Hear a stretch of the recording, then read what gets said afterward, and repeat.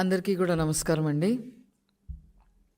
గత 4.5 సంవత్సరాలుగా ఈ వైసీపీ ప్రభుత్వం, ముఖ్యమంత్రి స్థానంలో ఉన్న ఈ జగన్మోహన్ రెడ్డి ఈ రాష్ట్రాన్ని ఏం చేశారయ్యా అనంటే ఒక పాడుబడ్డ కొంపలాగా తయారు చేశారు అని చెప్పటంలో ఏమాత్రం అతిశయోక్తి లేదు. ముఖ్యంగా మహిళలపై అత్యాచారాలు విపరీతంగా పెరిగిపోయాయి.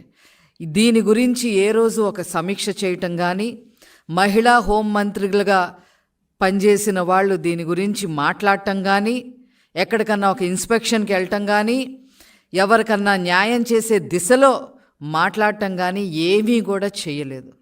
ఈ ప్రభుత్వం కల్తీ మద్యంలో, శాండ్ మాఫియాలో, అప్పుల్లో, అత్యాచారాల్లో, హత్యల్లో అగ్రస్థానం సంపాదించింది. ఉద్యోగ కల్పనలో, పరిశ్రమలు తీసుకురావడంలో, అదేవిధంగా రాజధాని నిర్ణయించడంలో, ఉపాధి కల్పించడంలో, వీటన్నిటిలో కూడా అధమ స్థానంలో నిలిచింది.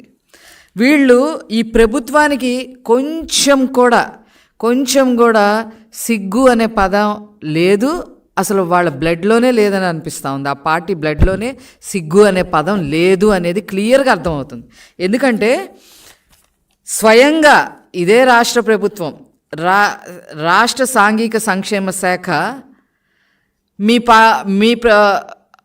ఆంధ్రప్రదేశ్లో పరిస్థితి ఏంటి, అత్యాచారాల మీద మీరు ఒక లేఖ ఇవ్వండి, ఏం చేస్తున్నారు మీరు అని చెప్పి అడిగితే వాళ్ళకి 2021 నుంచి జరిగిన అత్యాచారాల గురించి నివేదిక ఇవ్వటం జరిగింది. ముఖ్యంగా ఎస్సీ ఎస్టీలు మహిళలపై 223 అత్యాచారాలు జరిగాయి, కానీ మేము ఏ యాక్షను తీసుకోలేదు, ఎఫ్ఐఆర్ కూడా నమోదై ఉన్నాయి, అలా పెట్టుంచామని చెప్పి కొంచెం కూడా సిగ్గు లేకుండా కేంద్రానికి స్వయంగా రాష్ట్ర సాంఘిక సంక్షేమ శాఖ నివేదిక ఇచ్చింది అంటే వీళ్ళ గురించి ఏం చెప్పాలి అని చెప్పి ఈ సందర్భంగా నేను అడగదలుచుకున్నా.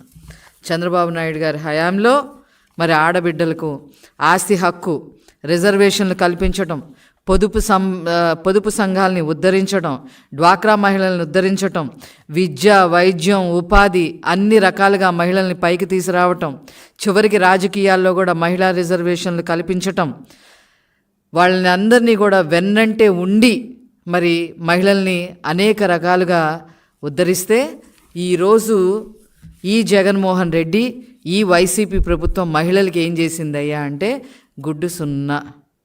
అది కాకుండా వాళ్ళ అత్యాచారాలకి గురైతే కనీసం దాని గురించి మాట్లాడకపోవటం.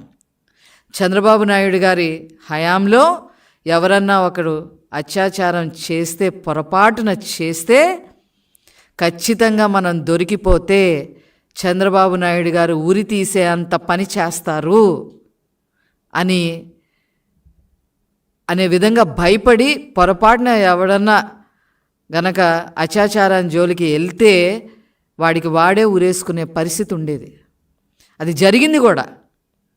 దాచేపల్లి, గుంటూరు జిల్లా దాచేపల్లిలో అది జరిగింది కూడా. ఒక 5 ఏళ్ల బాలికని అత్యాచారం చేస్తే వాడి సంగతి ఏంటో తేలుస్తాను, వాడి సంగతి ఏంటో తేలుస్తాము, వాడిని ఉరి తీసిన పాపం లేదు అని చంద్రబాబు నాయుడు గారు ఇచ్చిన స్టేట్మెంట్కి నేను దొరికిపోయినా సరే నాకు పడేది ఉరి శిక్షే, చంద్రబాబు నాయుడు గారి నుంచి తప్పించుకోలేము అని వాడికి వాడే ఉరేసుకొని చచ్చిపోయే పరిస్థితి ఉండేది. అది లా అండ్ ఆర్డర్ అంటే, అది ఒక భయం అంటే. మీరంటే అసలు ఎవరికి భయం ఉంది? అసలు ఈ ప్రభుత్వం అంటే ఎవరికి నమ్మకం ఉంది? మహిళా సాధికారత చేస్తామని చెప్పి ఆ పేరుతో ఈరోజు జగన్మోహన్ రెడ్డి మహిళా సంహారమే చేస్తున్నాడు అని చెప్పి చెప్పటానికి నిజంగా చెప్పాలంటే సిగ్గుపడుతున్నాం.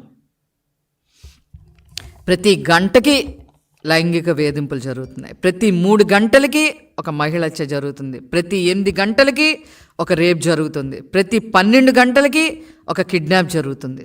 రోజుకి 19 మంది బాలికలు, 24 మంది మహిళలు మిస్సింగ్ కేసులు ఉన్నాయి. దీని మీద ఈనాటి వరకు, ఈ రోజు వరకు, ఈ క్షణం వరకు ఎవరైనా సరే ఒక సమీక్ష అన్నా చేశారా, ఏమన్నా యాక్షన్ తీసుకున్నారా అంటే ఏమీ లేదు.